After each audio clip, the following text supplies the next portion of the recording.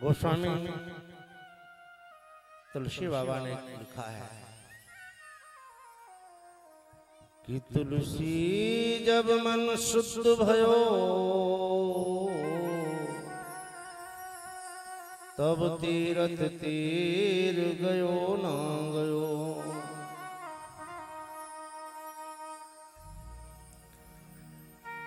गोस्वामी जी लिखते हैं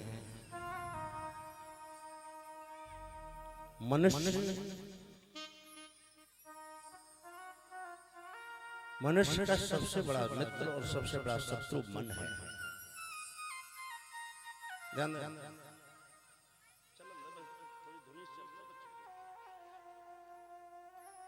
मनुष्य का सबसे बड़ा शत्रु और सबसे बड़ा मित्र मन है। क्यों है? कि मन के हारे हार है और मन के जीते जीत। कि मन के हारे हार है और मन के जीते जीत। मन ही मिलावे राम सो मन ही करात भजे। ये मन की गत है अटपटी झटपट लखे न को। मन की जब खटपट मिटे तो गोविंद दर्शन हो। बंधुओं,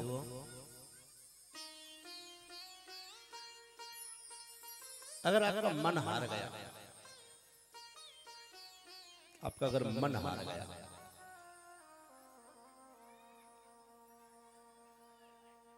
जिसका मन हार गया उसे संसार में कोई जिता नहीं सकता है। आपने मन में धारणा कर ली ये काम हम नहीं कर सकते हैं, पूरी दुनिया आकर के कहे कि ये काम तुम कर सकता है तो तुम कर नहीं सकते हो। क्यों? क्योंकि तुम्हारा मन हार चुका है। तुम्हारा मन कह रहा है कि मैं इस काम को करके रहूंगा, पूरी दुनिया कहे नहीं भाई तू ये काम मत कर तू हार जाएगा, नहीं भाई तू ये काम मत कर तू हार जाएगा। बंधुओं, निवेदन कर दूं आपको उस काम को पूर्ण करने से भगवान भी नहीं रोक सकता है, क्योंकि आपके मन में दृढ़ निश्चित हो चुका है कि हमें ये काम जीतना है, ये कार्य करना है। बंधुओं, कोई तुम्हें हरा नहीं सकता। मन के हारे हार है, मन के जीते जीत, मन ही मिलावे राम से। अगर हमें भगवान से मिलना है, भगवान के दर्शन करने, भगवान का सानिध्य प्राप्त करना है, भगवान की भक्ति प्राप्त करनी है, भगवान की शक्ति प्राप्त करनी है, तो बंधुओं मैं निवेदन कर दूं आपसे, आपको मन मजबूत करना पड़ेगा। क्योंकि जब तक आपका मन मजबूत नहीं है,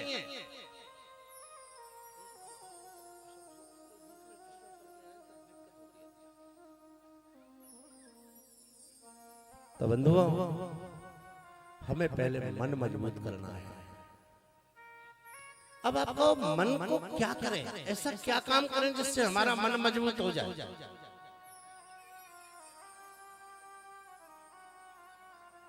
ऐसा हम क्या कार्य करें जिससे मन मजबूत हो जाए।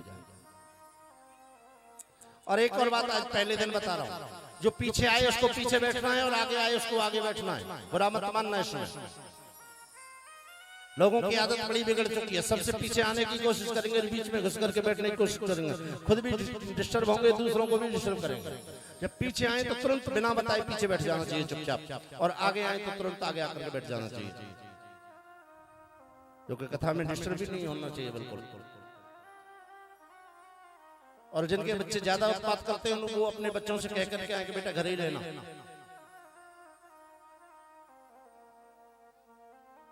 वैसे तो जिनके बच्चे उत्पात कर रहे होंगे उनकी माँ यहाँ नहीं होंगी, 100% ओवर होंगे, क्योंकि मुश्किल से 7 दिन का मौका मिलता है इन देवियों को स्टार प्लस देखने का। बच्चे कार्टून देखने से माँ को मौका ही नहीं मिलने देते, इसलिए माँ कह देती जाओ बेटा जाओ, हमारे खून जिंदगी भर पियोगे, कम से कम 7 दिन इस बाबा के खून पी लो।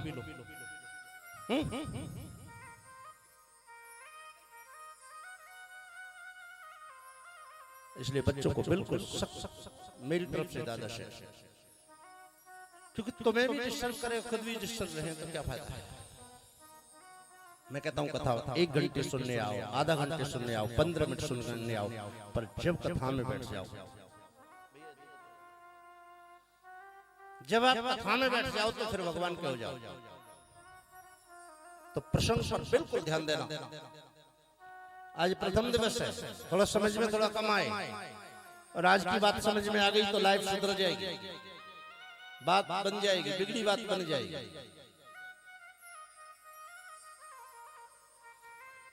कि मन के हारे हार है, मन के जीते जीत, मन ही मिलावे राम से, मन ही करात बजे, मन के गति है अटपटे। एक बात बोले, मन की जो चाल है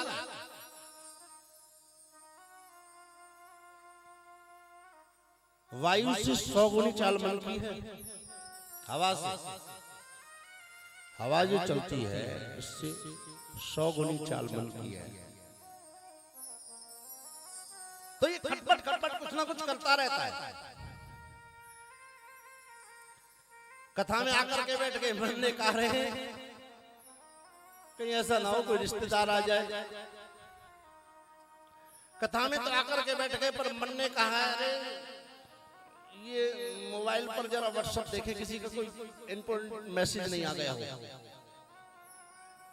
कथा में आकर के तो बैठ गए, परंतु मन ने कहा अरे हम तो आ गए, पर वो हमारी पड़ोसन तो आई नहीं, क्या बात है, ऐसे तो हम भी चलते हैं लौट करके।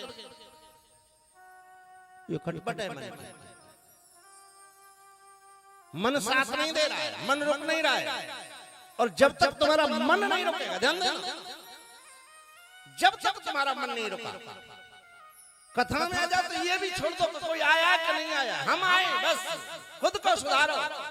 दुनिया में अगर तुम्हें सुधरना है, दुनिया में अच्छा बनना है, तो दूसरे को सुधारने की कोशिश मत करो। जिसने आज तक दुनिया को सुधारा है, जिसने दूसरे को सुधारने की प्रयत्न किया है, बंधु वो व्यक्ति हमेशा हारा है। वो दूसरे को सुधार नहीं पाया और खुद भी बिगड़ गया दूसरे के साथ में। इसलिए दुनिया में अगर कुछ सुधरना है या सुधारना है, किसी का कल्याण करना है, तो पहले निज का कल्याण करो, पहले खुद का कल्याण करो, क्योंकि यही सबसे श्रेष्ठ रास्ता है। क्योंकि खुद को सुधार लो तो जग सुधर जाएगा। तुम दूसरे को सुधारने चलोगे बंधुओं तो खुद भी बिगड़ जाओगे और दूसरे को सुधार नहीं पाओगे। तो सबसे पहले जीवन में सबसे पहले अपने पर कृपा करो। लोग कहते हैं कि हम तुम पर कृपा करेंगे, अरे तुम दूसरों पे क्या कृपा करोगे? पहले खुद पर तो कृपा करो, पहले खुद को तो सुधारो, पहले खुद को तो उस प्रभु कृपा का पात्र बनाओ। जब तक खुद को अपने को प्रभु कृपा का पात्र नहीं बनाओगे तब तक तुम दूसरे को नहीं सुधार सकते हो। मेरे को एक कहानी याद आती है, एक महात्मा की। एक माता अपने बेटे को लेकर के साधु के पास में गई। महात्मा जंगल में रहते थे।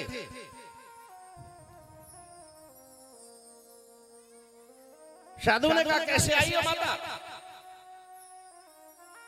माता ने कहा बाबा ये मेरा बेटा जो है ना, ये गुड़ बहुत खाता है। ये मेरा बेटा गुड़ बहुत खाता है। क्या चाहती है? बोल गुड़ खाना बंद कर दे। बोल 15 दिन बाद आ जाना।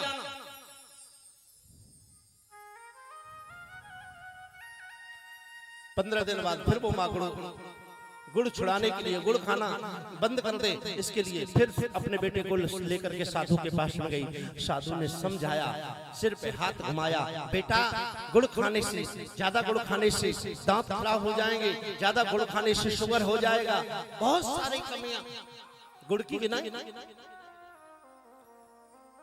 साधु की बात समझ में आ गई। बंधु जरा ध्यान देना, साधु की बात समझ में आ गई और साधु की बात समझ में बेटे के में आ गई तो बेटे ने गुड़ खाना बंद कर दिया। 4 दिन बाद माता फिर साधु के पास में आई। बोल बाबा एक बात तो बताओ। क्या बात है? बोल हमें ये बताओ कि जो बात तुमने 15 दिन बाद में कही थी उस बात को तो तुम 15 दिन पहले भी कह सकते थे। बोल माता बात 15 दिन की नहीं है, बात ये थी कि 15 दिन पहले मैं भी गुड़ खाता था। पहले मैंने खुद ने गुड़ खाना बंद किया, तभी मैं दूसरे को उपदेश दे सकता हूं। समझ लेना। तो इसलिए पहले हमें अपने पर कृपा करनी है, पहले खुद को सुधारना है। अगर आप खुद सुधर गए तो फिर जगत को भी सुधारने में कामयाब हो जाओगे बंधुओं। फिर आप जगत को सुधारने में कामयाब हो जाओगे। इसलिए पहला मार्ग है ये खुद को सुधारने का। अब आप कहो कि खुद को सुधारें कैसे? कई लोग चर्चा करते हैं घर में बैठे रहो जी, घर में बैठ करके ना कहीं जाओगे, ना किसी से लड़ाई होगी, ना किसी से झगड़ा होगा, ना किसी की बुराई होगी, ना चुगली होगी। ऐसा मन में विचार आता है भाई घर में रहें तो किससे लड़ाई होगी, किसकी चुगली करेंगे। बोल मन है, मन की खटपट है, घर में भी चलती रहेगी। घर में अगर बैठे रहोगे तो घर में बात मन में आती रहेगी। वो कैसा होगा, वो क्या कर रहा होगा, उसने क्या किया होगा, वो क्या करेगा, वो ऐसा है, वो ऐसी है, उसने ये लिया, उसने नाना प्रकार के प्रपंच मन में आते रहेंगे घर में बैठे बैठे। बोल तो फिर क्या करें? बोल अगर खुद को सुधारना है पहले तो सबसे पहला नियम है सत्संग में जाना सीख लो। सत्संग में जाना सीख लो बंधु। अगर सत्संग में नहीं जाओगे तो दुनिया में भगवान भी स्वयं आकर के कहे ना कि मैं तुझे सुधारूंगा, तो सुधार नहीं सकता है। सत्संग से कि सत्संगार्थ लभते ज्ञानम, ज्ञानार्थ लभते गुरु, गुरुर्लभते मोक्षम, कृष्ण चरणाम प्राप्ते। बोलो सत्संग में जाने से क्या होगा? बोलो सत्संग में जाने से ज्ञान मिलेगा। मन में आने से ज्ञान क्या है? क्या हम शास्त्र को पढ़ ले ज्ञान है? बोल नहीं तो। बोल वेद को कंठस्थ कर ले क्या ये ज्ञान है? बोल नहीं तो। बोल पुराणों को 18 पुराणों को हम अपने कंठस्थ कर ले क्या ये ज्ञान है? बोल नहीं तो। बोल हमें योग के बारे में ज्ञान हो जाए तो ये ज्ञान है? बोल नहीं तो। बोल तो फिर ज्ञान क्या है? ज्ञान क्या है बंधु? जरा विचार करें, ज्ञान क्या है जीवन में? What is this ज्ञान? क्या है बंधु? ज्ञान वो है, ज्ञान होना उसे कहते हैं कि जिस दिन आपको अपनी कमी नजर आने लगे, समझ लेना। जिस दिन आपको दूसरों में अच्छाई नजर आने लगे और अपने में कमी नजर आने लगे, बोले यही सच्चा ज्ञान है। क्योंकि दूसरे की बुराइयां और अपनी अच्छाइयां सबको नजर आती हैं, अज्ञानी को भी नजर आती हैं, और अपनी बुराइयां दूसरे की अच्छाई जल्दी से नजर नहीं आती हैं। सबसे बड़ा ज्ञान ये है कि हम अपनी बुराइयों को खोजें। एक संत ने गाया है कि बुरा जो देखन में चला, बाबा कबीरदास ने बहुत प्यारा लिखा है कि बुरा जो देखन में चला, बुरा न मिलिया को, जब दिल खो जाया अपना तो मुझसे बुरा न को। बाबा कबीरदास कहते हैं, बोले मैं बुराई देखने के लिए चला, कोई बुरा नहीं मिला। बाबा कबीरदास कहते हैं, मैं बुरा देखने के लिए चला, कोई बुरा मिले, पर दुनिया में कोई बुरा नहीं मिला। बोले बुरा क्यों नहीं मिला बाबा कबीरदास को? क्योंकि बाबा कबीरदास सोचते थे, बाबा कबीरदास निर्मल थे, पवित्र थे, क्योंकि आंखों का चश्मा है बंधु। आपकी आंखों पर काम का, वासना का, लोभ का, ईर्ष्या का, अभिमान का, ये सब चश्मा चढ़ा हुआ है, तो सामने वाला वैसा ही दिखाई पड़ेगा, ये संसार वैसा ही दिखाई पड़ेगा। जिस दिन आप स्वयं पवित्र हो गए, जिस दिन तुमने स्वयं को सुधार लिया, अपने अवगुणों को देखा, भगवान से कहो प्रभु ये शरीर अवगुणों से भरा है। एक महात्मा बड़ा शब्द कहते हैं, हरि कैसे तारोगे, हरि से कैसे तारोगे, ये मेरा अवगुण भरा शरीर, हरि से कैसे तारोगे, मेरा अवगुण भरा शरीर, गुरु जी आए कैसे तारोगे, कैसे तारोगे, हरि आए कैसे तारोगे, हाँ हाँ कैसे तारोगे, हरि आए कैसे तारोगे, ये मेरा अवगुण भरा शरीर, हरि से कैसे तारोगे, मेरा अवगुण भरा शरीर, हरि आए कैसे तारोगे।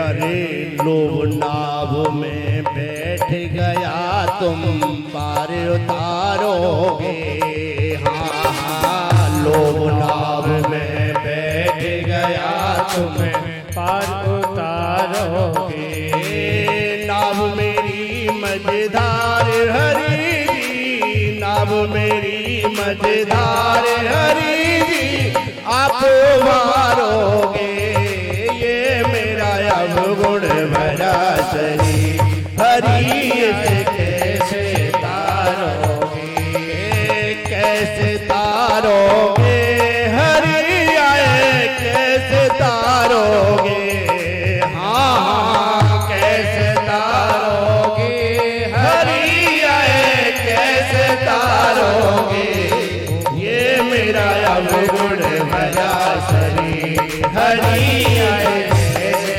तारोगे।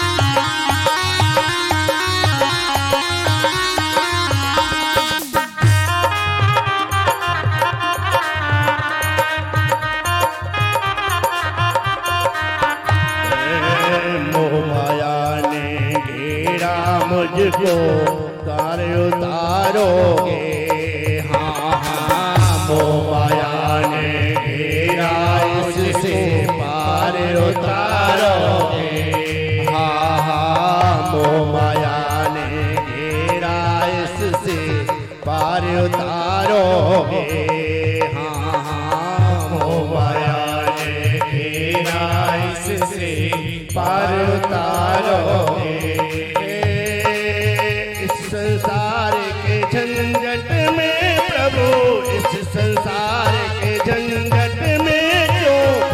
मुझको डारोगे हरि मेरा अवगुण भरा शरीर हरि आए कैसे तारोगे ये मेरा अवगुण भरा शरीर हरि आए कैसे तारोगे कैसे तारोगे हरि आए कैसे तारोगे हाँ हाँ कैसे तारोगे हरि आए कैसे तारोगे ये मेरा अवगुण भरा शरीर हरि आए कैसे तारोगे ये मेरा अवगुण भरा शरीर हरि आए कैसे तारोगे ये मेरा अवगुण भरा शरीर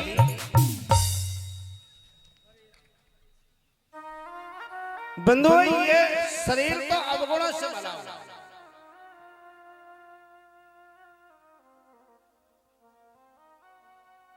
अगर हमें इस मानव जन्म में आकर के मानव योनि में आकर के खुद का कल्याण करना है तो हमें सत्संग की शरण में जाना है। सत्संगार्थ लभते ज्ञानम बोले सच्चा ज्ञान तब है कि जब हम दूसरों के बारे में सोचना दूसरों के बुरे कर्मों के बारे में सोचना बंद कर दें और अपने कर्मों के बारे में सोचना प्रारंभ कर दें। जब जीवात्मा जब तक दूसरों की बुराइयों को सोचता रहेगा दूसरों की बुराइयों को देखता रहेगा दूसरों के अवगुणों को देखता रहेगा बोले तब तक कल्याण नहीं हो सकता है। चाहे तुम 4 वेद 6 शास्त्र 18 प्राण 220 उपनिषद 460 उपन्यास अनेक हजारों मीमांसा क्यों ना कंठस्थ कर लें बोले इन सब से बचने के लिए आपके पास में सत्संग है। सच्चा ज्ञान मनुष्य को सत्संग के सिवा दूसरा कहीं नहीं मिल सकता है। अब जरूरी नहीं कि सत्संग वो लाखों का हो। सत्संग 2 लोगों का भी हो सकता है सत्संग 2000 का भी हो सकता है सत्संग 2 लाख का भी हो सकता है। सत्संग का और मूल अर्थ क्या है बोल सत्संग का मूल अर्थ सत्य का संग करना सत्य का साथ लेना सत्य का आश्रय लेना बोले यही सत्संग है। जिस दिन आपने सत्संग का आश्रय ले लिया सत्य का आश्रय ले लिया सत्य मार्ग पर चल पड़े बिल्कुल समझ लीजिए तुमसे बड़ा ज्ञानी नहीं है कोई कि सत्संगार्थ लभते ज्ञानम क्योंकि सत्य का साथ लेते ही व्यक्ति ज्ञानी बन जाता है। क्योंकि अज्ञान रूपी जो अंधकार है अज्ञान रूपी अंधकार इस बुद्धि से दूर हुआ और तो दूर होते ही बंधुओं आप कौन हो गए बोले ज्ञान। ऐसा नहीं है कि मनुष्य के अंदर ज्ञान है ज्ञान प्रत्येक जीव के प्रत्येक मनुष्य के अंदर ज्ञान है पशु पक्षियों में भी ज्ञान है। आप सोचो मैं ही ज्ञानी हो सकता है मेरे से ज्यादा आप में ज्ञान है क्यों पर आप उसका प्रयोग नहीं कर रहे। आपने इस ज्ञान के ऊपर अज्ञान का पर्दा डाल रखा है। जब तक तुम्हारे इस अज्ञान का पर्दा तुम्हारे ज्ञान से दूर नहीं होगा तब तक आप ज्ञानी नहीं हो सकते हैं। ज्ञानी बनने के लिए अज्ञान का पर्दा दूर करना पड़ेगा और अज्ञान का पर्दा बंधुओं सत्संग से बढ़िया और कोई रास्ता नहीं है।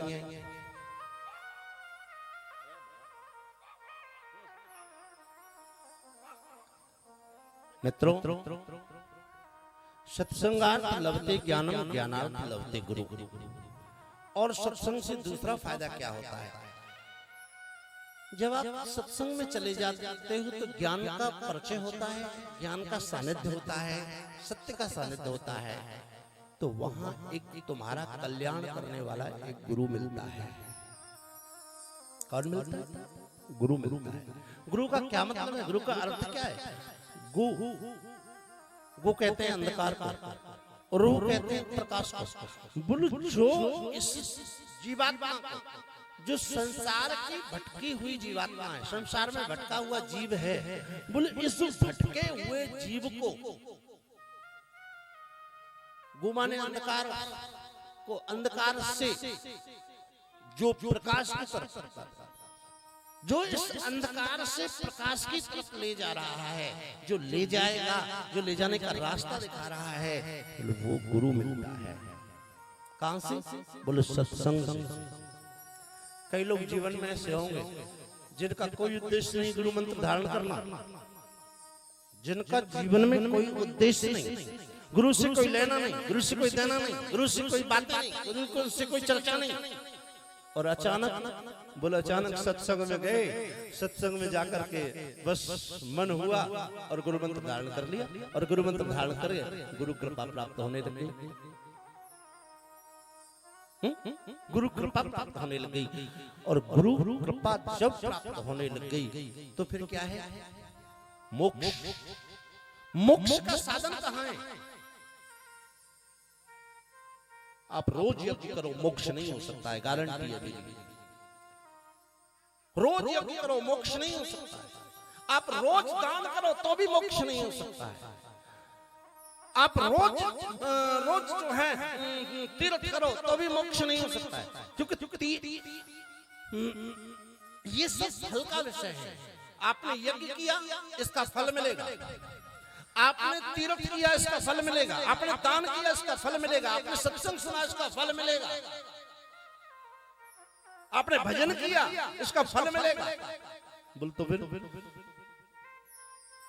बोल फल किसका नहीं मिलता है? बोल गुरु कृपा का फल नहीं मिलता है। समझ लेना। बड़े बड़े महात्मा लोग तो कहते हैं गुरु कृपा का बड़ा फल है। गुरु कृपा का कोई फल नहीं है, निष्फल है। बोल क्या है? बोल गुरु कृपा का फल नहीं है। गुरु कृपा तो मोक्ष है। गुरु कृपा क्या है? बोल मोक्ष है। और मोक्ष का मतलब क्या है? कि पुनरपि जननम पुनरपि मरणम पुनरपि जननी जठरे शयनम। गुरु कृपा ध्यान दें क्या है? परेशान क्यों है? संसार का सबसे बड़ा दुख क्या है?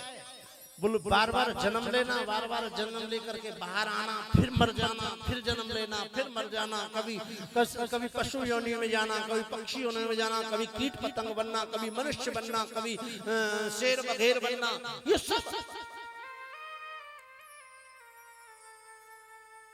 84 लाख योनियां है ना।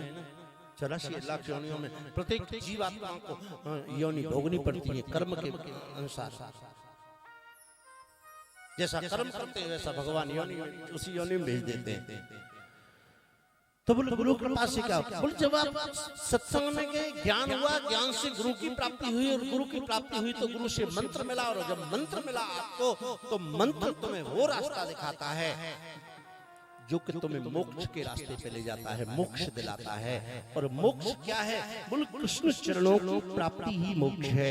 बोल भगवान श्री कृष्ण के सानिध्य में आप चले गए, भगवान श्री कृष्ण के चरणों की छाया में आप बैठे हैं। और एक बात बोले, बोल कृष्ण के चरणों की छाया में जब एक बार हम बैठ जाते हैं, बोल तो दोबारा संसार में आने की आवश्यकता नहीं पड़ती है। बोलो वृंदावन बिहारी लाल की। तो बंधुओं, आज आप सत्संग की छाया में आए हैं। मैं चाहता हूं जब यहां से 7वां दिन हो आपका, तो एक ऐसी कृपा लेकर के जाएं आप, ऐसी गुरु की शक्ति लेकर के जाएं जो कि आपका मोक्ष हो जाए। फिर दोबारा संसार में, जगत जंजाल में आने की जरूरत न पड़े। ये महाजंजाल है। जाल से एक बार व्यक्ति निकल सकता है, पर महाजंजाल से निकलना बड़ा कठिन है। और ये गृहस्थ जीवन कह तो देते हैं गृहस्थ जीवन बहुत बड़ा है, बहुत सुंदर है, बहुत श्रेष्ठ है। बंधुओं पर ये बहुत बड़ा जंजाल भी है। इससे निकलना बड़ा कठिन है। एक बार फंस हो जाता है। गोस्वामी जी राम बाबा लिखते हैं, तुलसी गाय बजाए के दियो काठ में पाम। हम गा करके ढोल ढप बजा करके और इस काठ की हांडी में पाम दे देते हैं। दोनों तरफ से हांडी का मुंह छोटा है, एक बार घुस तो गया, निकलना कठिन है। ऐसा ही ये ग्रस्त जीवन जंजाल है। बोले इससे निकलने के लिए एक साधन है सत्संग, और सत्संग में ज्ञान, ज्ञान में भी जो है गुरु कृपा। जगत में गुरु कृपा है जो आपको इस जंजाल से बचा सकती है, झंझट से बचा सकती है, इस दुनिया भर की वैमनस्यताओं से बचा सकती है। इसलिए आज मैं आपसे निवेदन, कथा प्रारंभ करने से पहले निवेदन करना चाहता हूं कि आप लोग आज से बिल्कुल सोचो कि हमें इस जंजाल से निकलना है। बोले ये जन्म तो हमारा निकल गया, जन्म तो बीत गया है, कुछ बीत गया, कुछ बीत जाएगा। सुख पाकर के बीता, दुख पाकर के बीता, आगे सुख मिलेगा या दुख मिलेगा ये क्या पता है। परंतु जो आगे मिले, यहां से जाने के बाद में जब दोबारा मिले तो केवल कृष्ण चरणों की प्राप्ति मिले, केवल कृष्ण चरण मिले, कृष्ण चरणों की छाया मिले, मोक्ष की छाया मिले। ऐसा मन में विचार लो, बस फिर आनंद है, फिर क्या दिक्कत है। बंधु हम चर्चा कर रहे थे श्रीमद् भागवत की। महात्मा हम सूक्ष्म में थोड़ा सा कहेंगे।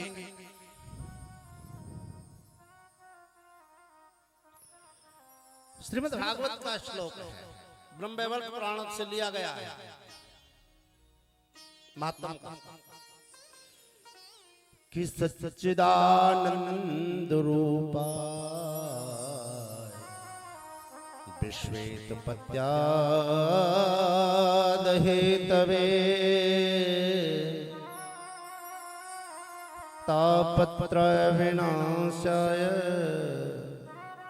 श्री कृष्णाय वयं नमः। सत्य चित्त और आनंद, ध्यान दें। सर्वप्रथम श्लोक के माध्यम से वेदव्यास जी ने भगवान श्री कृष्ण की स्तुति की है, और स्तुति में कह रहे हैं कि हे प्रभु आप कौन हो, ये सब मैं जानता हूं। वेदव्यास जी क्या कह रहे हैं, आप कौन हो ये कौन जानता है। बोले मैं जानता हूं। बोले कौन हो, कि सच्चिदानंद रूप। बोले सत्य चित्त और आनंद, ध्यान देना बात है। सत्य चित्त और आनंद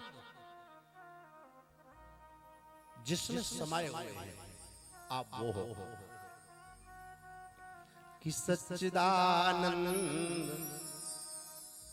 प्रत्येक श्लोक के 4 चरण होते हैं, ध्यान देना। 4 चरणों का अलग अलग अर्थ होता है, अलग अलग फल होता है, अलग अलग व्याख्याएं होती हैं, और प्रत्येक संत अपनी बुद्धि के अनुसार अर्थ करता है। प्रत्येक वक्ता अपनी बुद्धि के अनुसार बनाता है। मैं अपनी बुद्धि के अनुसार, दूसरा अपनी बुद्धि, तीसरा अपनी बुद्धि के अनुसार।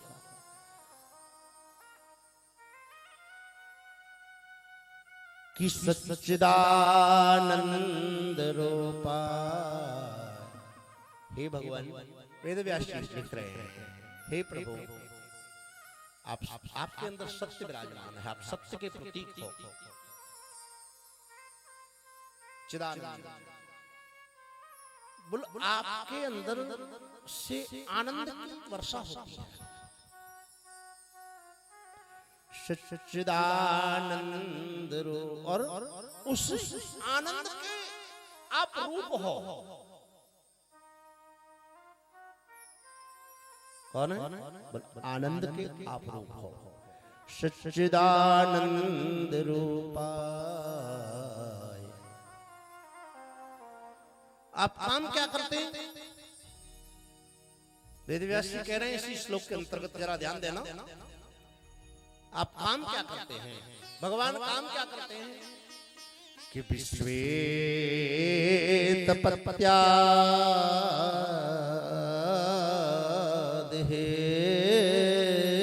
तवे। बोलो आप काम करते हैं संपूर्ण विश्व की उत्पत्ति का, चाहे उसमें मनुष्य है, चाहे उसमें पशु है, चाहे उसमें पक्षी है, चाहे उसमें कीड़े हैं, चाहे उसमें मकोड़े हैं, जो भी हैं उन सबको कौन करते हैं? बोलो उत्पन्न करते हैं। कि सच्चिदानंद रूपाय विश्वेत पत्याद हेतवे। और प्रभु आप उनको पैदा करने के बाद में क्या करते हैं? उनके हेतु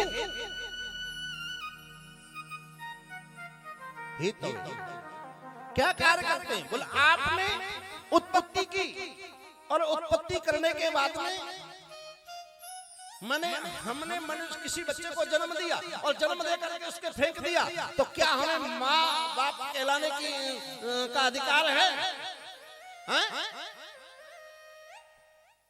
क्या हम किसी से कहेंगे कि भाई हम ये हमारी संतान है, क्योंकि कर्म नहीं किया ऐसा। और जब तक कर्म नहीं करोगे बोल तब तक कल्याण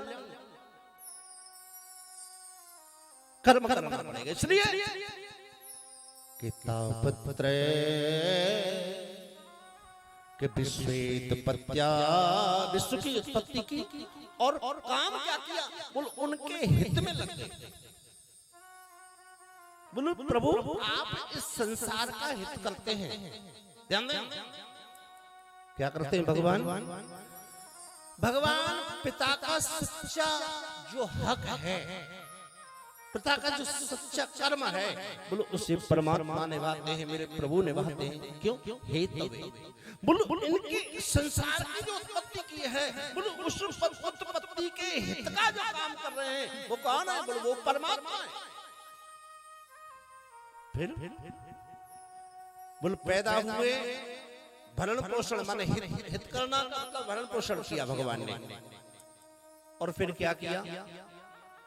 भगवान ने सोचा ये तो सब बढ़ता चला जाएगा, तो मैं कितने दिन तक साधूंगा, संसार बहुत बढ़ जाएगा। तो फिर भगवान ने क्या किया? इसलिए श्लोक में लिखा है, वेदव्यासी लिख रहे, सच्चिदानंद रूपाय विश्वेत पत्याद हेतवे कितापत्रय विनाशाय।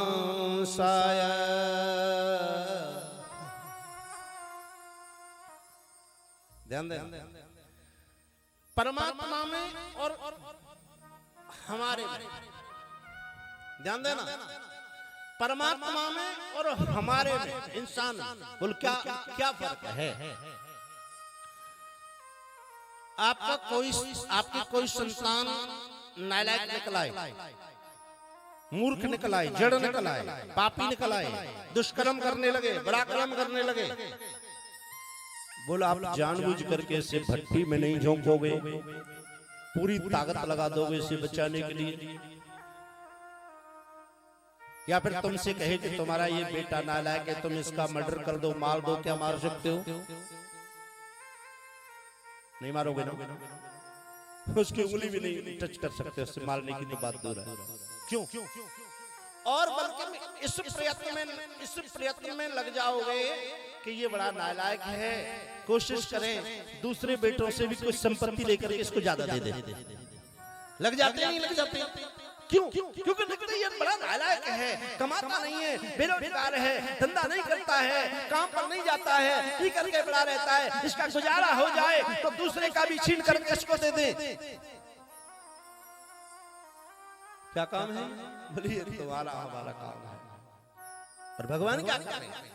भगवान करें कितापत्रय विनाशा। हे प्रभु, वेदव्यासी लिख रहे हैं, हे प्रभु तुम बड़े अंतर्यामी हो, तुम्हारी तो लीला ही कुछ और है, तुम जो कर सकते हो वो दुनिया में कोई नहीं कर सकता है। बोल क्या?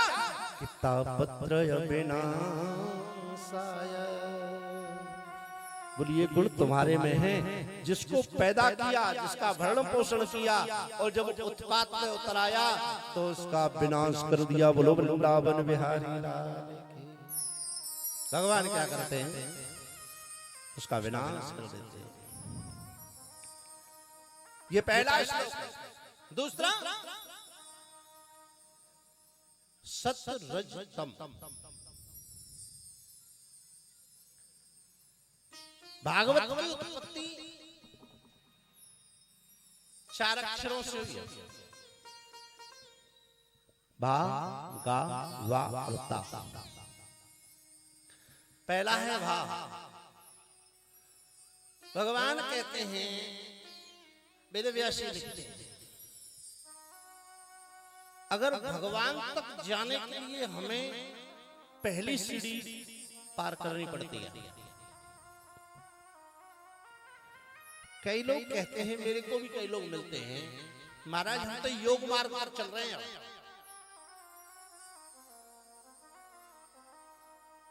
कई लोग मेरे से मिलते हैं कई बार, वो कहते हैं महाराज अब तो हम योग मार्ग पर चले गए। मैंने कहा योग किसे कहते हैं? किसने भेजा है तुम्हें योग मार्ग पर? बोले जी वो फलाना धर्म है उसमें योग सिखाते हैं, बस योग ही है, योग से ही परमात्मा की प्राप्ति। मैं कहता हूं एक जन्म नहीं, 2 जन्म नहीं, 7 जन्म नहीं, 21 जन्म नहीं, 100 जन्म ले तो भी योग से परमात्मा की प्राप्ति नहीं हो सकती अकेले से। आपसे कह दिया जाए कि आपको ओलम नहीं पढ़ाई जाए, आ ई नहीं पढ़ाई जाए आपको, और आपसे कह दिया जाए बेटा तू जो है ये इंजीनियरिंग की किताब पढ़ दे तो क्या पढ़ पाओगे? मन में विचार करो थोड़ा सा। आपको ABCD नहीं पढ़ाई और आपसे कह दिया जाए भैया ये इंग्लिश में एक निबंध लिख देना, क्या लिख दोगे? या एक जो है एक छुट्टी के लिए जो है एक एप्लीकेशन लिख दो, क्या लिख पाओगे? क्योंकि ABCD पढ़ी नहीं है, आ पढ़ी नहीं है। वो उस सीढ़ी तक आप जब पहुंचोगे, निबंध जब लिख सकते हो, एप्लीकेशन तब आप लिख सकते हो जब आपने आई पढ़ी होगी, काखा गागा पढ़ा होगा, आपने ABCD पढ़ी होगी, तो आप आराम से वो सब कुछ लिख सकते हो, सब कुछ कर सकते हो। मैं कह रहा हूं बड़ी बड़ी किताबें, बड़े बड़े डॉक्टर बन सकते हो, बड़ा बड़ा इंजीनियर बन सकते हो, बड़े बड़े वैज्ञानिक बन सकते हो। कब? जब तक आपने काखा गागा नहीं पढ़ेंगे तब तक नहीं बन सकते।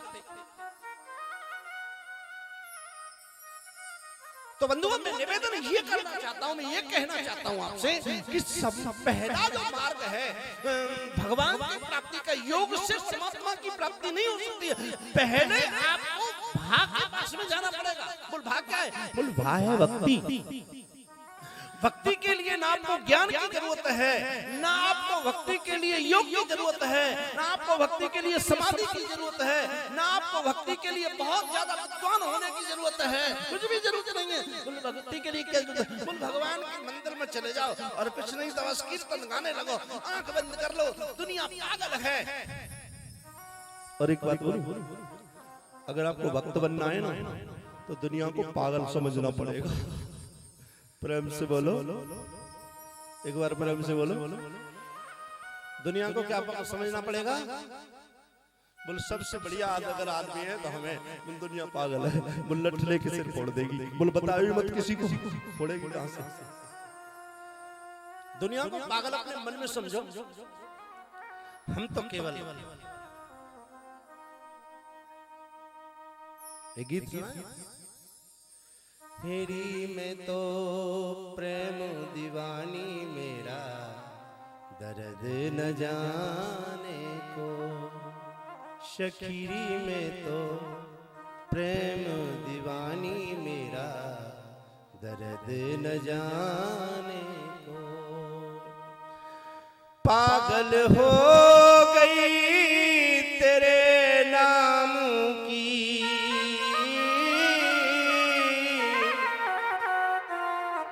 कि पागल होके तेरे नाम की राधे राधे होए, शकीरी में तो प्रेम दीवानी मेरा दर्द न जाने को, शकीरी में तो प्रेम दीवानी मेरा दर्द न जाने को, दर्द न जाने दर्द न जाने को, शकीरी में तो प्रेम दीवानी मेरा दर्द न जाने को।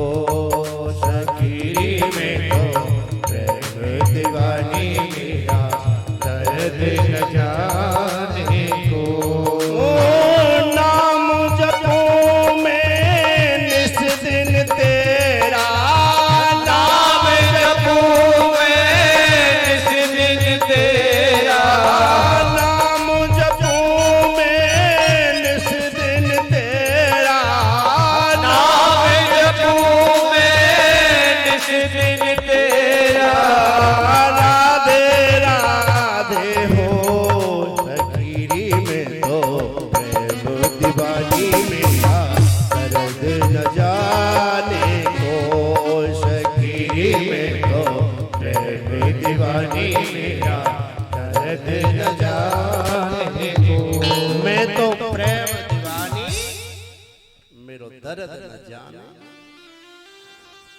बोलिए दीवाने का जो दर्द है ना, बोले बताओ ये किसी को।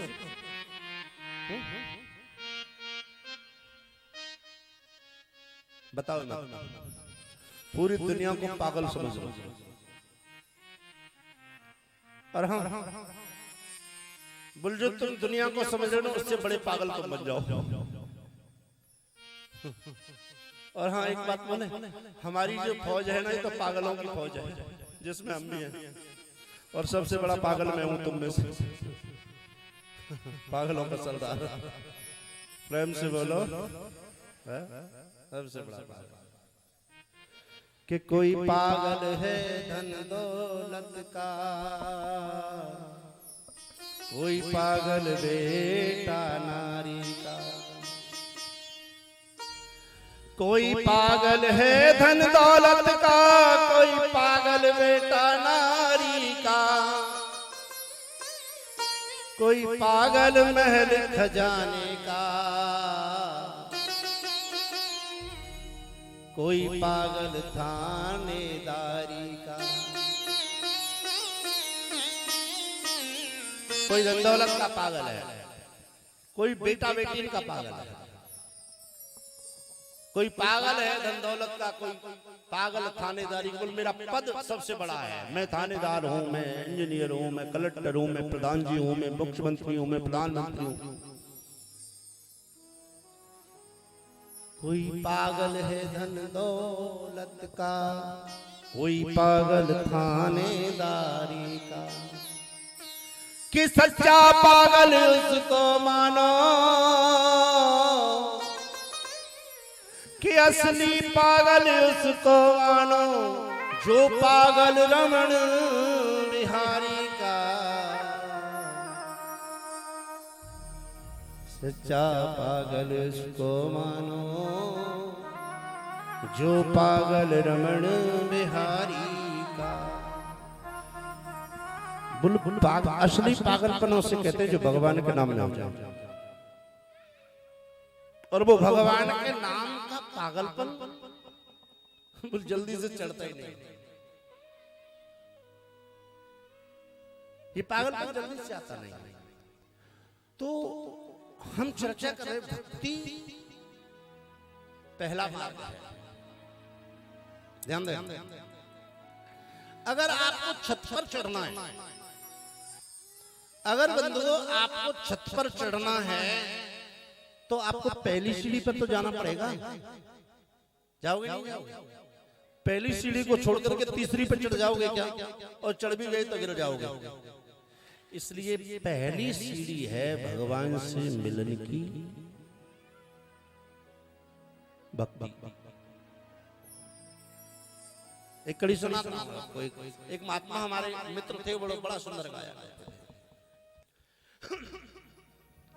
हर कैसे पिया की अटारी चढ़ो जाए,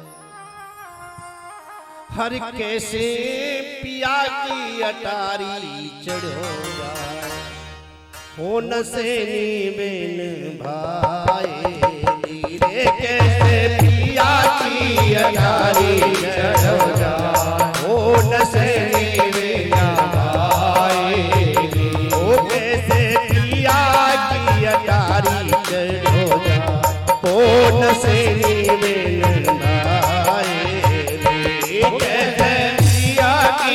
अटारी चढ़ जाए, उनसे बिना भाईली, हाँ भाईली,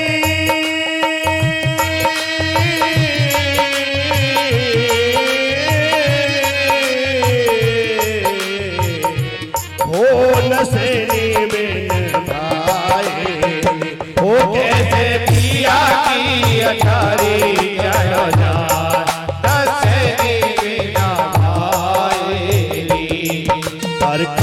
क्रोध ने मेरे पैरों डाल दई है बेड़ी, काम क्रोध ने मेरे पैरों डाल दई है बेड़ी, काम क्रोध ने मेरे पैर डाल दई है बेड़ी, काम क्रोध ने मेरे पैर डाल दई है बेड़ी, मोह माया ने आकर मुझको डाल दई है बेड़ी, मोह माया ने आकर मुझको डाल दई है बेड़ी, अब कैसे बचो या से जाए ओ नसैनी बेड़ा भाई, ओ कैसे पिया की अटारी चढ़ो जा, ओ नसैनी बेड़ा भाई, हो कैसे पिया की अठारी चढ़ो जाए ओ नसैनी में भाए रे, कैसे पिया की अटारी चढ़ो जा, ओ नसैनी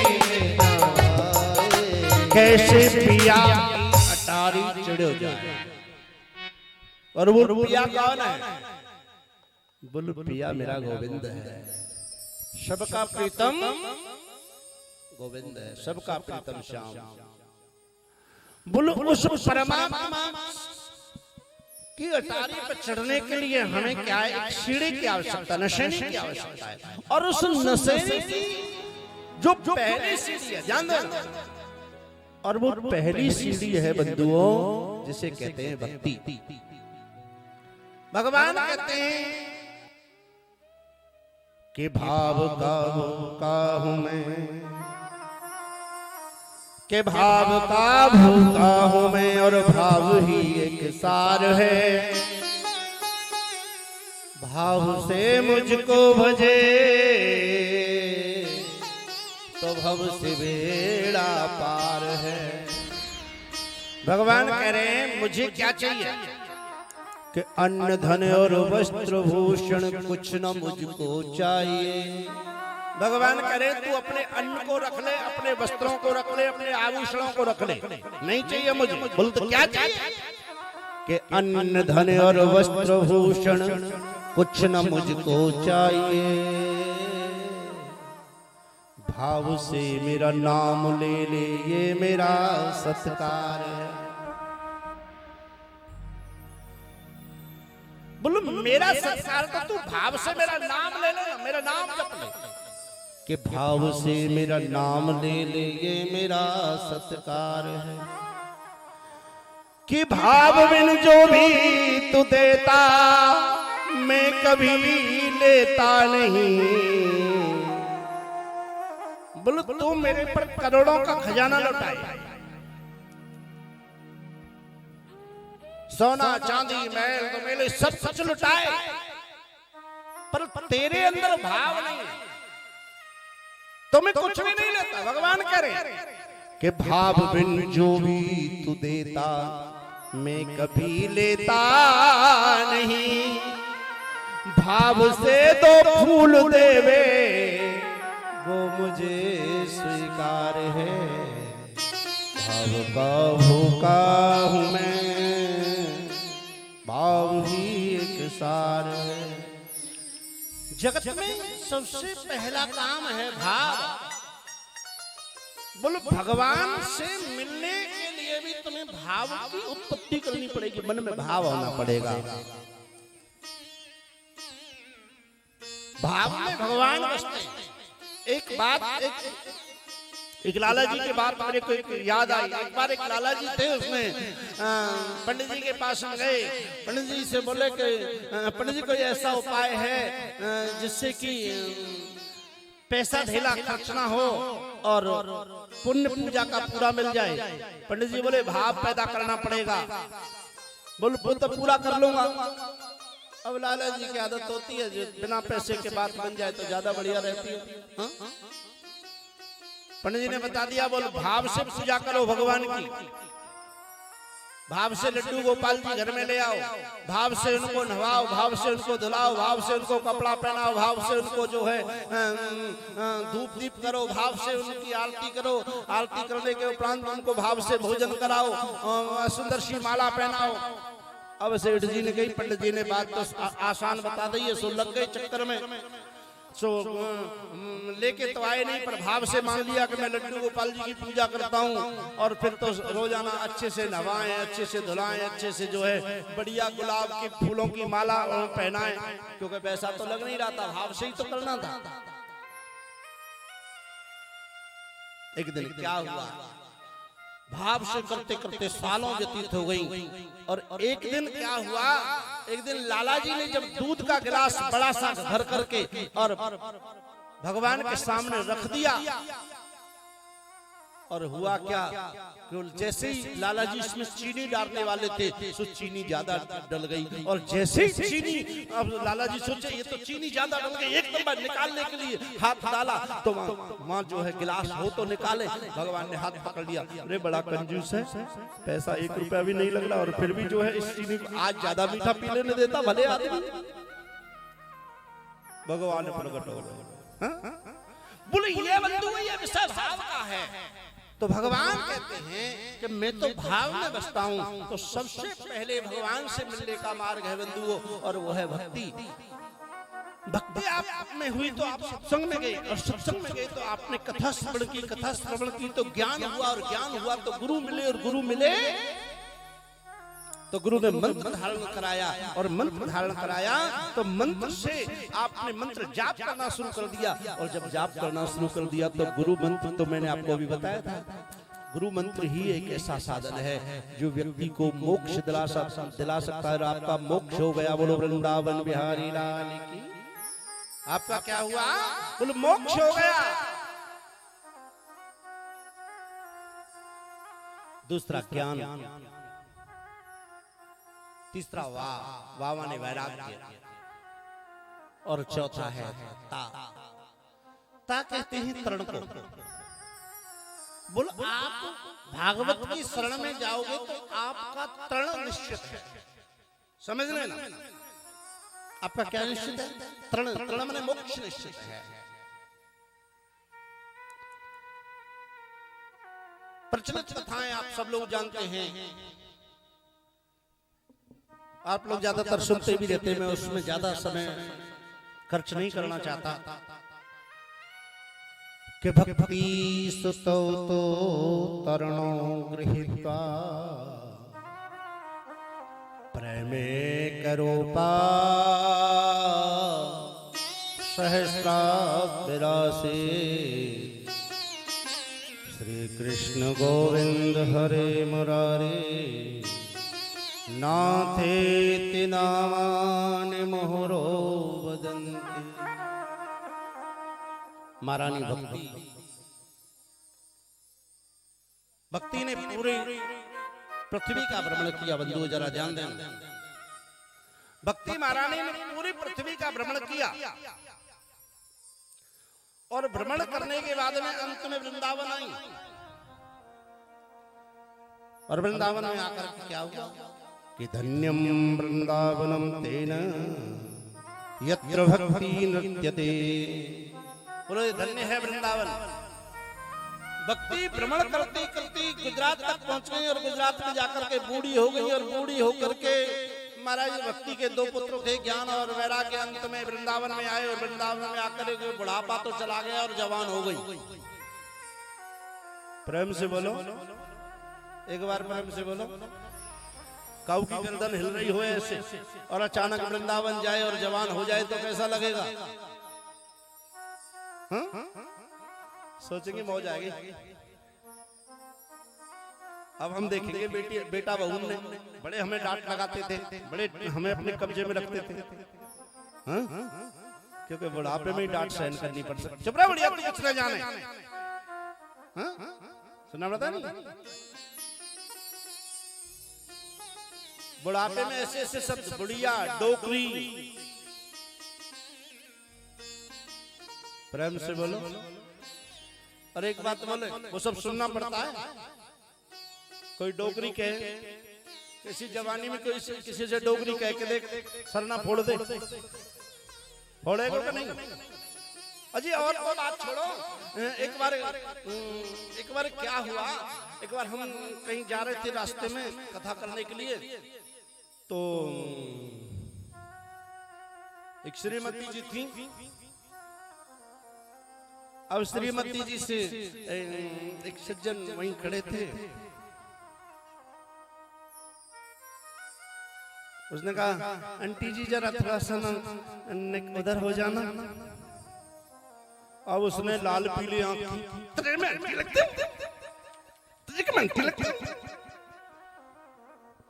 मैंने कहा 2 बच्चे तेरे साथ में, अगर आंटी लग गई तो क्या हो गया? 2 बच्चे भी साथ में थे। मैंने कहा अगर आंटी कह दिया तो क्या हो गया? कोई गाली तो नहीं दी? महाराज आंटी कहने पर लट बच गया, बच गई बात। हमने थोड़ा समझाया तो बात थोड़ा रुक गई। और जब बुढ़ापा आ जाता है तो बुढ़िया, डोकरी, बोकरी, जन क्या क्या कहती हैं लोग, क्या क्या कह देते हैं और सुनना पड़ता है। तो बंधुओं मैं निवेदन करना चाहता हूं, भक्ति महारानी ने क्या देखा? जैसे ही वृंदावन में आई ना,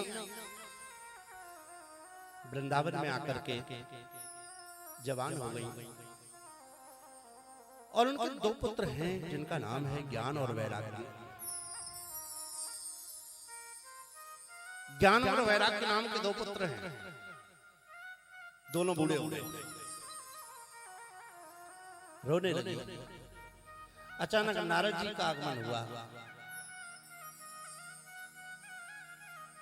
नारद जी ने कहा क्यों रोती हो? बोले मेरे 2 पुत्र हैं ज्ञान और वैराग्य। पूरी वृथा सुनाई में वहां गई, पैदा हुई। उत्पन्ना द्रविड़ोषाहम वृद्धिम कर्नाटके गता चित महाराष्ट्रे गुर्जरे जीर्णताम गता। बाबा में द्रविड़ देश में पैदा हुई, महाराष्ट्र में बड़ी हुई, कर्नाटक में बड़ी हुई, महाराष्ट्र में गई तो युवावस्था ढलने लगी और गुजरात में जैसे ही हुई पहुंची बूढ़ी हो गई। नारद जी बोले संसार का नियम है, पहले बाल्यावस्था, फिर जवानी, फिर प्रौगण्य अवस्था, फिर उसके बाद बढ़ापा। बोले यहाँ तक होती तो कोई बात नहीं थी, मैं बूढ़ी थी जब तक कोई बात नहीं थी, चैन था, सब कुछ सुन रही थी। बोल क्यों? बोल जैसे वृंदावन में आई जवान हो गई। नारद जी बोले बहुत बढ़िया बात है, बुढ़ापे में अगर जवानी आ जाए तो इससे बढ़िया कौन सी बात होगी? बोले यहाँ तक होती तो कोई बात नहीं थी। बोले तो फिर? बोले मेरे 2 बेटे हैं ज्ञान और वैराग्य, ये बूढ़े हो गए यहाँ आकर के। नारद जी बोले सोचना पड़ेगा। नारद जी बोले फिर तो सोचना पड़ेगा, माँ से पहले बेटे अगर बूढ़े हो जाएं तो कुछ सोचना पड़ेगा ना। कोई माँ चाहेगी हमसे पहले बेटे बूढ़े हो जाएं? कोई नहीं चाहेगी। नारद जी ने वेद पाठ किए, गीता पाठ किए, वेद वेदांत घोषेश गीता पाठ प्रबोधनम, पर फिर भी फायदा नहीं हुआ। अंत में क्या हुआ? सनकादिक ऋषियों के पास में गए और सनकादिक ऋषियों ने श्रीमद् भागवत का संदेश दिया। 7 दिन भागवत कथा सुनी और उसी कलश का जल ला करके ज्ञान और वैराग्य को पिलाया। ज्ञान वैराग्य को भक्ति का करंट लगा, क्योंकि ये श्रीमद् भागवत भक्ति प्रदान करने वाला ग्रंथ है। इसे पंचम वेद भी कहा गया। 18,000 श्लोकों में श्रीमद् भागवत की रचना हुई है, वेदव्यास जी ने की है।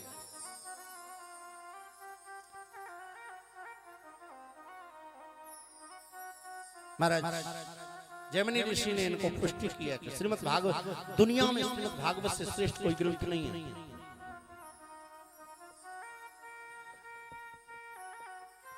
श्रीमद् भागवत से ज्ञान और वैराग्य का कल्याण हुआ।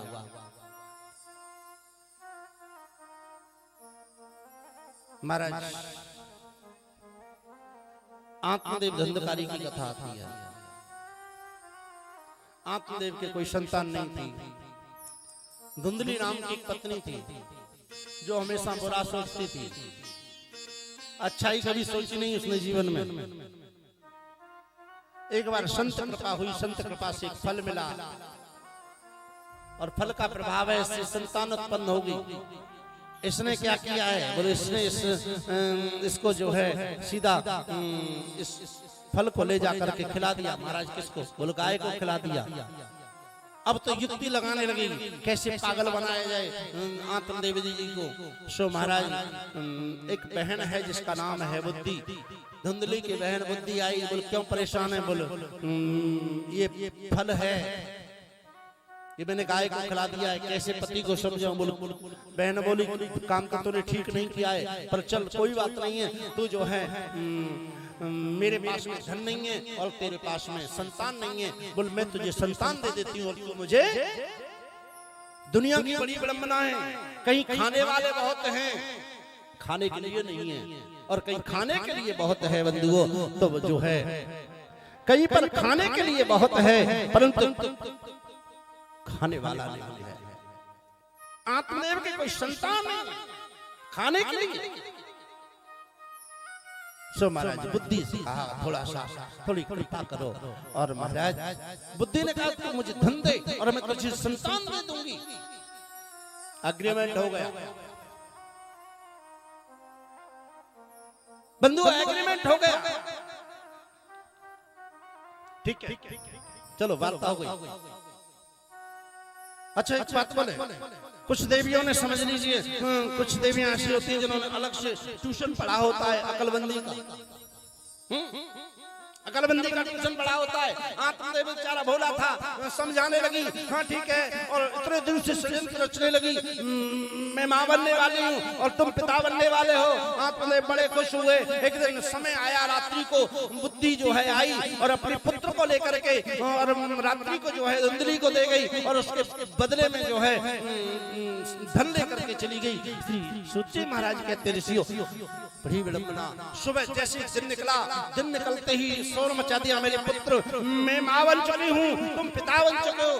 आत्मदेव तो बेचारे भोले थे, बड़ा मंगल कार्य किए, बड़े मंगल किए, मंगल जो है ब्राह्मणों को बुलाया, ब्राह्मणों को भोजन कराया, दान दिया। पर बंधुओं एक बात जरा ध्यान देना, बोले सब कुछ हो सकता है, आप धन से पुत्र तो खरीद सकते हो, पर संस्कार तो जब तक तुम खुद नहीं दोगे तब तक तो नहीं मिलेगा। बोलो हुआ क्या के गोकर्णो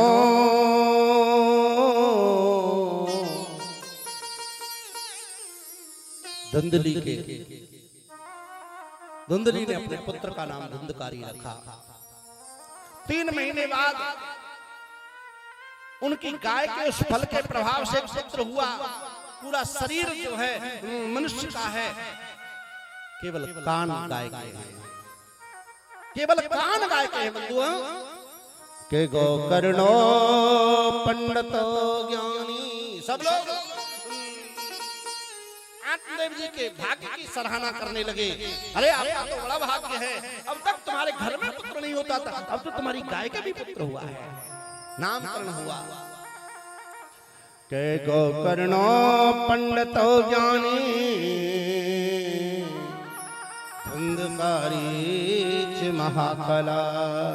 बोलो जो संतान कपट करके प्राप्त की जाती है, जो संतान पाप करके प्राप्त की जाती है, जो संतान किसी को धोखा दे करके प्राप्त की जाती है, बोल वो संतान कभी सुयोग्य नहीं हो सकती है बंधुओं। आज धुंधकारी महाखला माने मूर्ख बना और गोकर्ण महान पंडित ज्ञानी बना, परंतु जैसे ही ज्ञान का प्रादुर्भाव हुआ जंगल के लिए चले गए, जंगल में भजन करने लगे और धुंधकारी महामूर्ख दूसरे के कभी किसी के पशु की आंख फोड़ देता, कभी किसी के बच्चे को कुएं में डाल देता है, कभी किसी के बच्चे को मारता, किसी का हाथ तोड़ता, किसी का पैर, और अंत में जब बड़ा हुआ तो बड़ा होकर के मद्यपान करने लगा, जुआ खेलने लगा। इस आतंक से पूरा गांव परेशान हो गया। और धुंधकारी की शिकायत लेकर के आत्मदेव के पास में जाने लगे। आत्मदेव देख लो तुम्हारी वजह से हम तुम्हारे पुत्र को छोड़ देते हैं, परंतु बड़ा नालायक है ये। आत्मदेव जी ने सोचा मेरा ब्राह्मण होने का क्या फायदा है, लोग मुझे ताना दे रहे हैं। सो अपना श्रीमद् भागवत का ग्रंथ लिया, पोथी ली और चल पड़े जंगल में। एक दिन बंधु 10वें स्कंद का पाठ किया, अग्निदेव का आह्वान किया, बोले ये शरीर रखना नहीं है। सो जो है सीधा भगवान के गोलोक धाम के लिए प्राप्ति हुई। भागवत पढ़ करके गोलोक धाम चले गए। परमादरणीय श्री सुखदेव स्वामी कहते हैं राजन, जब गोलोक धाम चले गए अब तो धुंधली रह गई है। एक बात बोले, जो माँ अपने बच्चे को संस्कार नहीं देती है ना, उस माँ को बहुत पीड़ा उठानी पड़ती है। एक दिन मां ने संस्कार अच्छा दिया नहीं है, धुंधली ने अच्छे संस्कार धुंधकारी को दिया नहीं है। सो महाराज एक दिन पकड़ लिया, माँ मुझे कुछ धन की आवश्यकता है। धुंधली बोली पास में कुछ भी नहीं बचा है, जितना था तेरे पिता के क्रियाक्रम में लगा दिया। अब क्या है? बोले हाथ में जो कंगन पहने हैं, बोले इन कंगनों को दे दे। बोले कंगन देने के लिए जैसे ही इनकार किया तो महाराज धुंधकार ने एक लाठी ली और माँ की कमर पर जय श्री कृष्ण कर डाली। माँ बहुत पीड़ित है आज।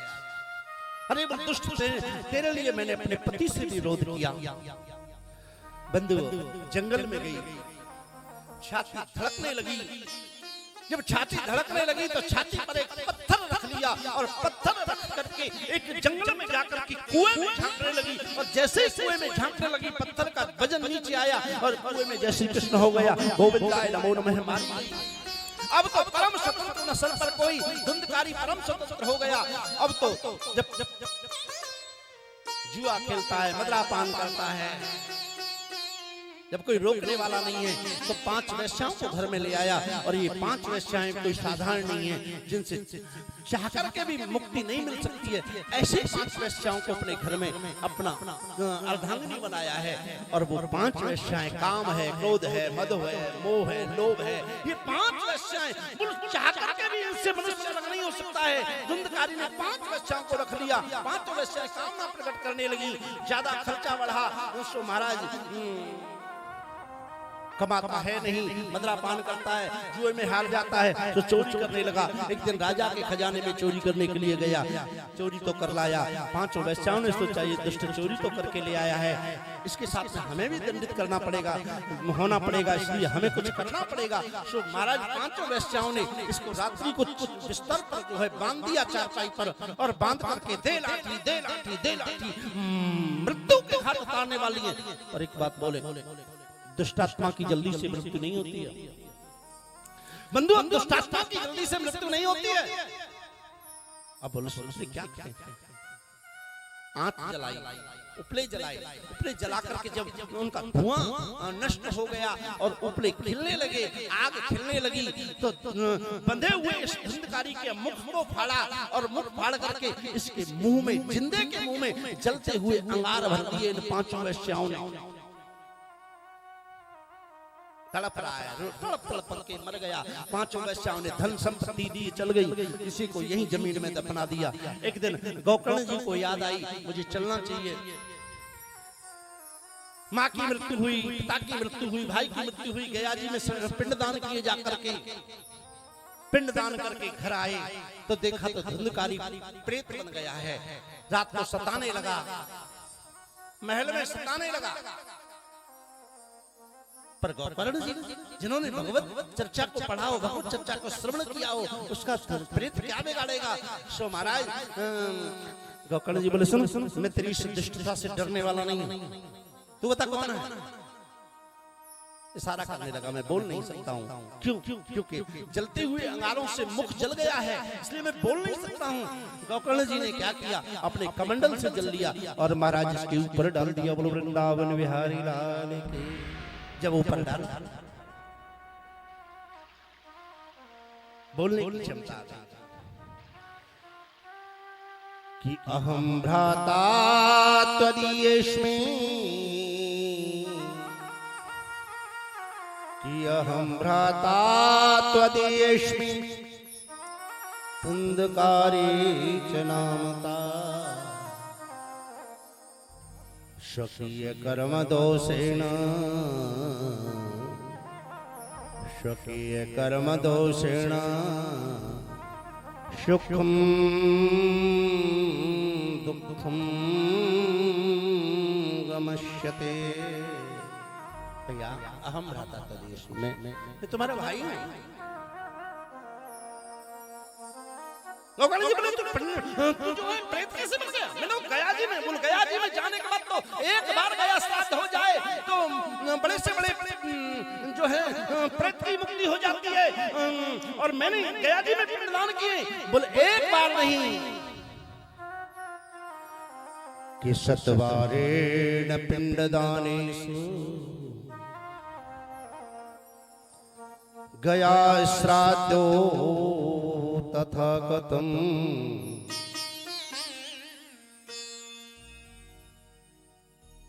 एक बार 100 बार गया में जाकर के मेरा पिंड दान करो आप, तो भी मेरी मुक्ति नहीं हो सकती है, मेरा मोक्ष नहीं हो सकता। बोला क्यों नहीं हो सकता है? बोल मैंने ऐसे निंदनीय कार्य किए हैं, ऐसे अशुभ कार्य किए हैं, ऐसा अशुभ कर्म किया, ऐसा पाप कर्म किया जिससे मेरा मोक्ष नहीं हो सकता। कोई और उपाय जानते हो तो बताओ। सूर्य नारायण भगवान के पास में गए। सूर्य नारायण इष्ट थे गोकर्ण जी के। सूर्य नारायण भगवान ने संदेश दिया, जाओ जा करके अपने भाई को 7 दिवसीय श्रीमद् भागवत चर्चा श्रवण कराओ। अरण्यों के वन में गए।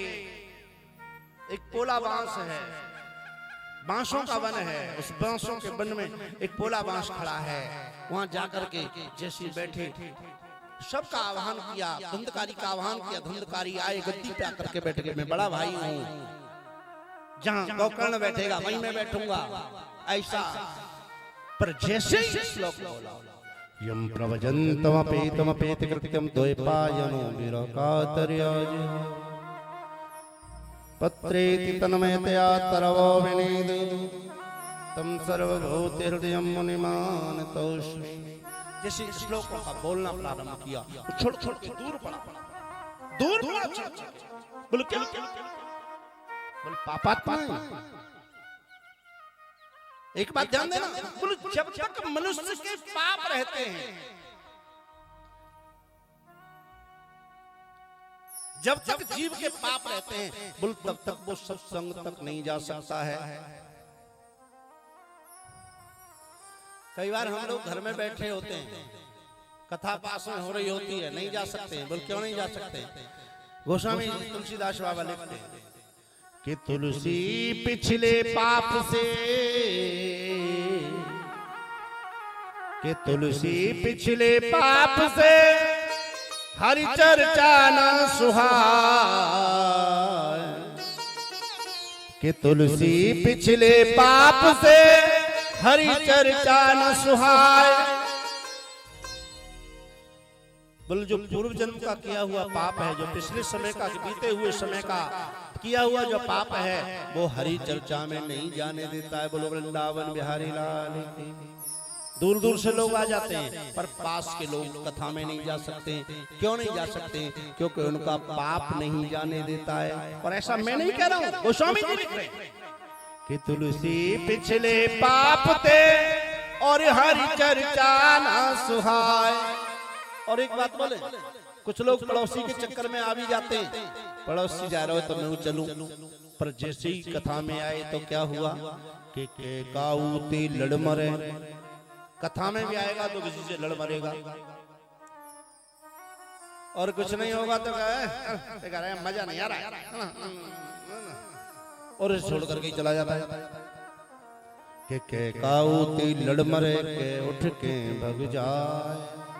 या तो किसी से लड़ पड़ेगा, नहीं तो ले धरी तो इसरा कथा है। ये क्या कथा था, क्या सुनना है? बोले सब क्या? बोले पिछले जन्म का पाप है। कथा में अगर हम नहीं जा पा रहे हैं तो इसका परिणाम, बोले ये पिछले जन्म का पाप है। और पाप कर्म जीवन में कभी सत्कर्म की तरफ नहीं जाने देता है। अगर कहीं सत्संग हो रहा है और हम वहां नहीं जा रहे हैं तो समझ लीजिए हमारा पाप कर्म हमें रोक रहा है। इसलिए इस पाप कर्म से अपने मन को हटाओ, और ये न प्रकार कुछ भी करना पड़े आप सत्संग की तरफ जाओ, क्योंकि सत्संग की तरफ जाओगे तो आपका पाप क्षीण हो जाएगा। सत्संग ही एक ऐसा साधन है जो आपका पाप क्षीण कर सकता है। परमादरणीय श्री सुखदेव स्वामी कहते हैं, राजन, श्री सूत्री महाराज कहते हैं, ऋषियों, गोकर्ण जी ने 7 दिवसीय कथा सुनाई। एक पोले बांस में जाकर के बैठ गए हैं। जैसे ही 7वां दिन हुआ, 7 ग्रंथि फटी और 12 धुंधकारी का मोक्ष हो गया। बोलो वृंदावन बिहारी लाल की। श्रीमद् भागवत वार्ता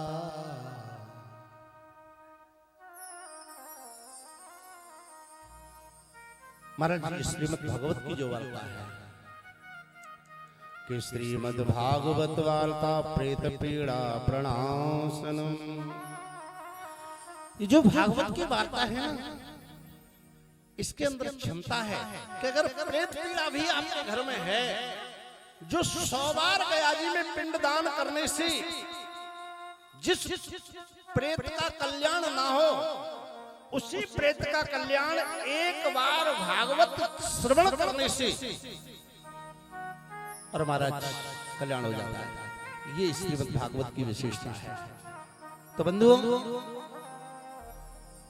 7 दिवसीय श्रीमद् भागवत कथा हुई और इस धुंधकारी का मोक्ष हुआ।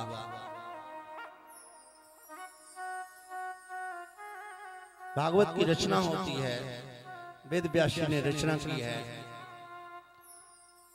हम अधिक समय ज्यादा लेकर के न लेकर के इतना ही कहें, क्योंकि समय का अभाव है और टाइम तकरीबन आपका भी हो चुका है और मेरा भी हो चुका है। बोलो वृंदावन बिहारी लाल की। भागवत कथा सुनने का नियम है, ब्रह्मचर्य व्रत का पालन करना चाहिए, व्रत रह के कथा सुननी चाहिए। व्रत रह के कथा नहीं सुन पाए तो एक समय भोजन ले लेना चाहिए शाम को। ज्यादा भूख लगे तो सुबह जल्दी भोजन ले लो, शाम को थोड़ा लेट ले लो कथा के बाद में, और ज्यादा लगे तो 3 बार ले लो।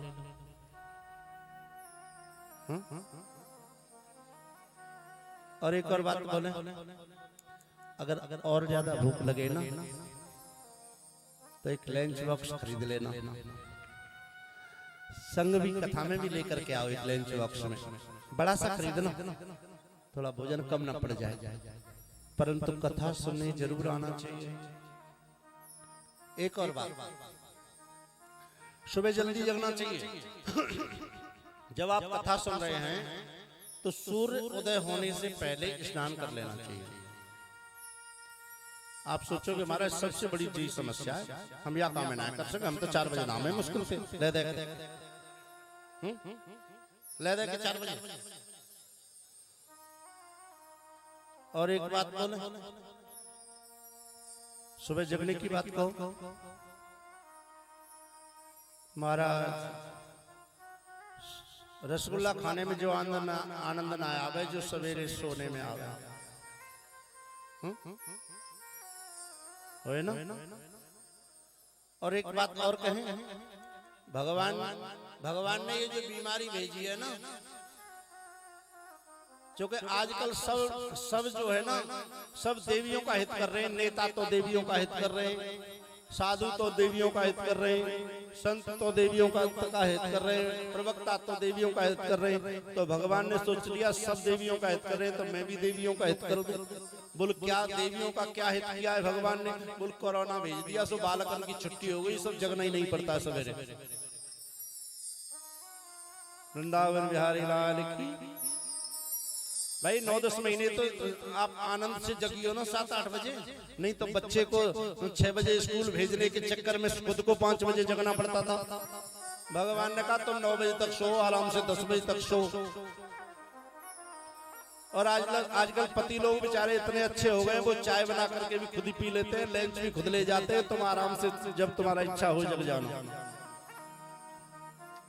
पति लोगों की तो जितनी प्रशंसा की जाए उतनी कम है। एक बार प्रेम से बोलो। हाँ? अच्छा सीधे हो गए ना। क्योंकि पति भी सोच लेते जब भगवान ने इनकी सहायता करी है तो हम इनकी आजादी में क्यों खलल डालें। हाँ? एक बार प्रेम से बोलो, एक बार प्रेम से बोलो। एक बात कहें, आप 10 रुपए मत चढ़ाना पर राधे राधे जरूर बोला करो। 10 रुपए मत चढ़ाना वैसे। एक बार प्रेम से बोलो। वाह क्या बात है। अब आपने सोच लिया 10 रुपए का फायदा तो हो ही गया, कम से कम राधे राधे तो बोल लो। फ्री के चक्कर में हमारा हिंदुस्तान सब फ्री के चक्कर में। केजरीवाल ने कह दिया लाइट फ्री, पानी फ्री, सरकार तेरी। वृंदावन बिहारी लाल की।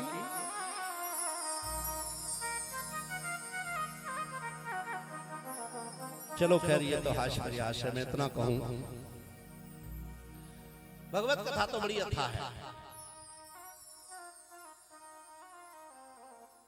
ऋषियों ने प्रश्न किया, महाराज भगवान के कितने अवतार हुए,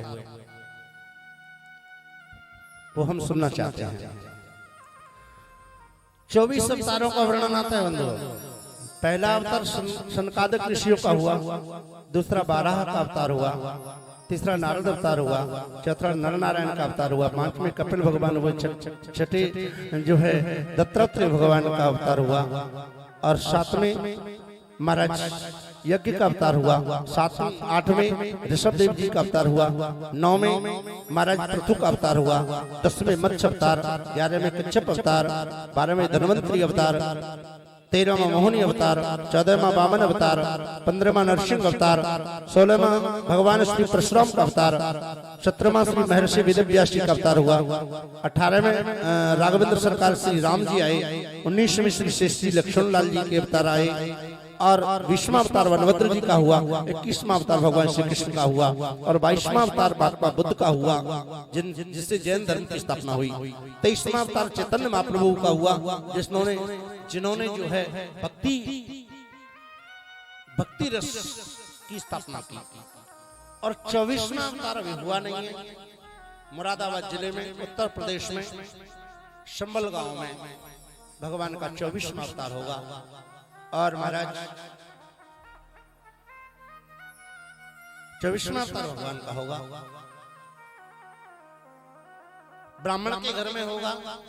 विष्णु शेष नाम के ब्राह्मण होंगे जिनके घर में भगवान का 24वां अवतार आएगा।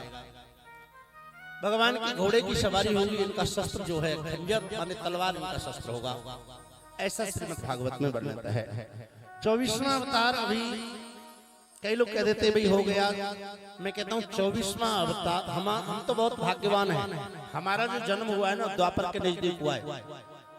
कलयुग के लिए लिखा है कि कलयुग में इतना बड़ा मनुष्य होगा, जैसे ये तुलसी है ना, इतना ही बड़ा मरुए का पेड़ भी होता है। बोलो उस मरुए के पेड़ के नीचे बिस्तर डाल करके आराम कर लिया करेगा, इतना बड़ा पहलवान हो जाएगा। प्रेम से बोलो, इस मरुए के पेड़ जो जीवेगो सो देखेगो, ये कलयुग है सो आवेगो, भैया को भैया खावेगो, भाई भाई को मार करके खा जाएगा, ये कलयुग का प्रभाव है। धंधो रह जाए बरजोरी पे, को चढ़े सुरख की डोरी पे। और देखिए एक और बात, जब कलयुग अपना पूर्ण रूप से आएगा ना तो 13 वर्ष की, जिसे आज हम कन्या कहते हैं, कलयुग जब पूर्ण वेग से आएगा अपने से, तो 13 वर्ष की कन्या का नानी बनने का प्रमाण मिलता है। कलिक पुराण के अंतर्गत बोलो वृंदावन बिहारी लाल की। 6-7 वर्ष की कन्या का मां बनने का प्रमाण मिलता है। इससे निंदनीय कोई कार्य हो सकता है, इसने घृणित कोई कार्य हो सकता है।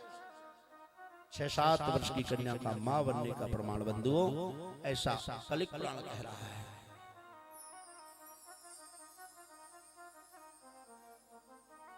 और कलयुग के अवशेष कि कलयुग की तुम सुनो कहानी, पाप का बादल छाया है, खून देख लो अपने खून से, हो लिया आज पराया है। कलयुग की तुम सुनो कहानी कि माँ की ममता टूट चुकी है, लहू लहू से जुदा हुआ। माँ की पुत्र के प्रति ममता नहीं रहेगी कि माँ की ममता टूट चुकी है, लहू लहू से जुदा हुआ। खून खून से जुदा हो जाएगा, अलग अलग हो जाएगा। कि माँ की ममता टूट चुकी है, लहू लहू से जुदा हुआ। इस कलयुग का तो हर प्राणी है स्वार्थ से जुड़ा। स्वार्थ के लिए सब लोग काम करेंगे कि दुनिया वाले तुम ही देख लो, ये कैसा खेल रचाया है, कलयुग की तुम सुनो कहानी, पाप का बादल छाया है। पाप का बादल इतना छा जाएगा, एक दूसरे के लहू लहू खून खून से अलग हो जाएगा। माँ की ममता अलग हो जाएगी, बेटे के प्रति माँ की ममता नहीं रहेगी। ऐसा कलिक पुराण कहता है। 24वां अवतार कलिक भगवान का होगा बंधुओं।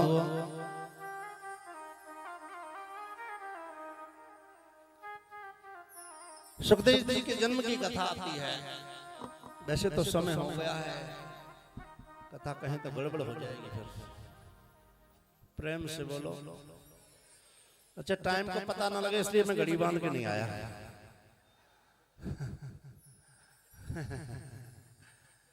प्रेम से बोलो। चलिए ठीक है। तो बंधुओं, मैं निवेदन करूं आप सब लोगों से, एक बात ध्यान देना।